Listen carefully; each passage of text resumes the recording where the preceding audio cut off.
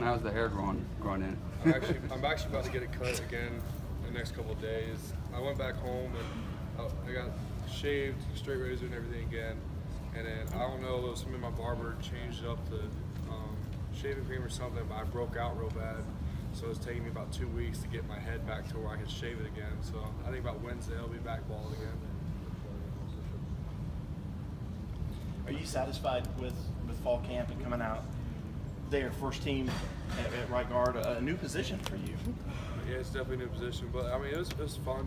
Fall camp was challenging, as always is. Coach Caldwell definitely makes it hard. If anybody has ever seen him coach us, he definitely takes pride in coaching us hard. And Cade and I had an extremely tight battle, and we're both going to play a lot. I can see us split reps, so it should be fun for the season.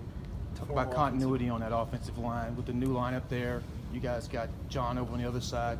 Yourself and Mitch coming back. How do you keep the continuity that you had last year with this year's new guys plugged in? I think what the best thing is, we're all friends off the field. I mean, I think that's the best and easiest way to have it on the field. We all have relationships off the field, and we're all able to sit there and tell each other, hey, you need to pick it up, or hey, you need to start doing this right, or this is how you do it. Like Mitch is probably, he doesn't talk much to y'all or doesn't talk much to coaches, but he's probably the best teacher you ever meet in your life. He knows the system inside and out. He's been here, he's done it. He's the best teacher, and like other than Coach Caldwell, he can pull you aside and tell you how to do something, or like, oh, adjust it this way, and it's gonna make it a lot easier. And it helps the group as a whole. Going back to your switch over to right guard, was that something coaches approached you with at the end of last season, or did you kind of volunteer and say, hey, I can maybe move over here? I guess it was kind of like more told, in a respectful way. I mean, they were just like, hey, we need you at right guard. I was like, yes, sir. I mean, I really didn't argue. It's not my place to argue. I came here.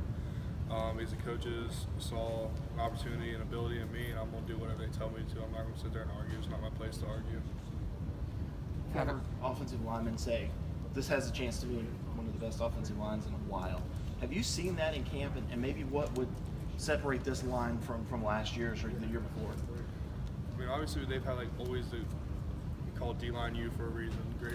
Great D-lines have always came through, but like this one that we go against every day is just special in my opinion. I mean, I've seen the Vic Beasley's, the Grady Jarrett's work, but this D-line that I personally have gone against for 3 years, they're great players, they're great people, and they challenge you and they call you. And I think that's what makes our O-line better, is we're going against the best of the best day in and day out. And you have to learn. By the end of fall camp, they know your plays. They know what you're going to do before you do it. So you have to learn how to be able to block someone who's a great player and knows what you're doing. So it makes our O-line group a lot better. Is there a lot of talking going on when you guys practice against each other? Christian runs his mouth. You know how it is.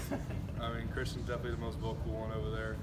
I mean, everybody talks trash. O-line, Coach Caldwell gets on to us for talking back to him, so we kind of just keep quiet and go along with our business and let the pads talk. Who's the best offensive line talker? Tremaine, I'll say Tremaine. He'll go at it, but he's like more like quiet. He's gonna say it to a one-on-one person. No one messes with John. It's a big human being, and he's strong. I wouldn't mess with him. I wouldn't talk trash to him. So no one really talks to him, and Mitch is just quiet and does his own thing. So. Go back to iron, strength, and iron. Going up against that defensive line on a daily basis in camp, do you guys think that gives you guys a little bit of an edge every year going out against other teams? I think so. We're going against the best players, and it just makes you more prideful as a group, that knowing that you can battle in day in and day out with that great group of players. And as I said before, it just makes it easier and makes it better for the season, because we're going to face units that are good and just as good as ours, but we're also prepared because we went against them all camp. We've been going against them since spring. We've hit them 8 months without going against another opponent, so it's nice to be prepared for that game. Coach Sweeney talked about how excited he is about this running back unit. Do you think these guys as a group could be really special? Oh, they're all great athletes. They're hard workers. Adam Choice leading the group is the veteran guy. He knows what he's doing. And you just see improvement from them every day. And they're hard-nosed runners. They like putting their nose down, run through the hole, and they all have breakaway speed. So it's nice to know that when you're blocking, you have someone that can hit that hole and you don't have to worry about it. Are you happier that Saturday's the first game because you get to hit somebody besides Dexter, or maybe people will finally stop asking you about the quarterback battle? I mean, I think it's not even really the media. I think it's more just the daily public asking me who's going to play quarterback. I just tell them I don't know, honestly. I just block for them. It's the coach's decision who they're going to throw out there. They made Kelly a decision, which is great. They made Trevor, it would have been great too. And even Chase, it would have been great. So there's no complaints.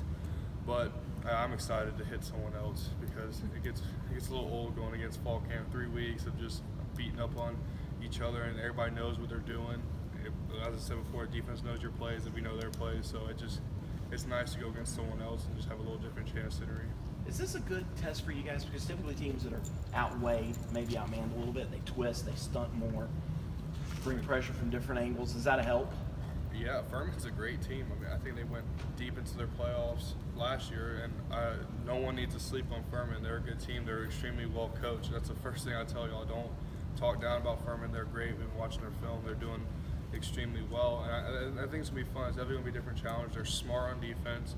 They're veteran D-line coming back, so it's nice and it's gonna be fun. I think it's gonna be a good challenge for our entire team to come out in the first game. That a team that's confident, knows what they're doing in their system, to be able to come to us and play a first game is gonna help us, benefit us in the future.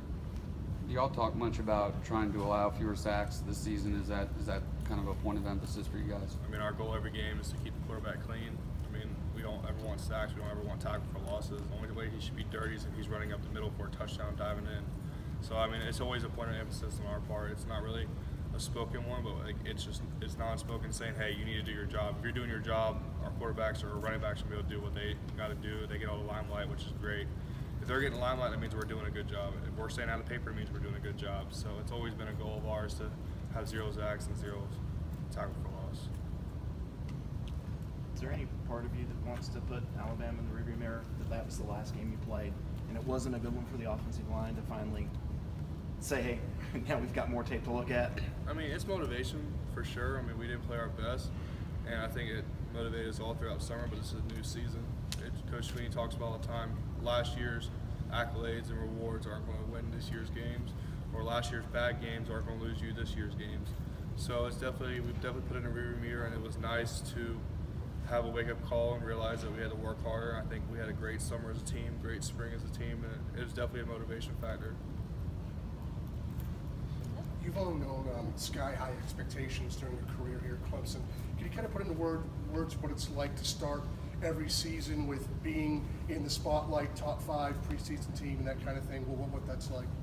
I mean, you come to Clemson with the expectation that you want to be in that spotlight. We're used to being in a spotlight. It's not the Clemson of old, we're the Clemson of new.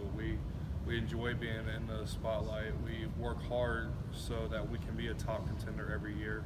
And that's what Coach Sweeney's ingrained into his program, and with just our morals of the team, our team culture is everybody wants to be a winner. You don't come to Clemson with the mindset you're going to lose or you're just trying to get to a bowl game. You want to be the best every year, and you want to top the best teams there is, where we can put us on top. We climbed the mountain once. Every year you got to climb that mountain again, so it's just we're starting at the bottom just like everybody else.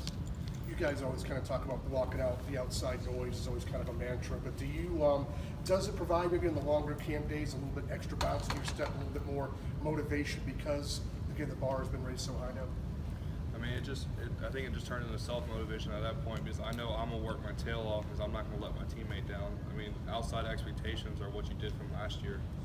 It's everybody who's predicting what we're doing this year is what they saw from last year, so they don't know. I mean, every team that they pick to be really good could be really bad in the season. It's all expectations. So when we come in, we take every day and try to prove those expectations correct, and that's just our goal.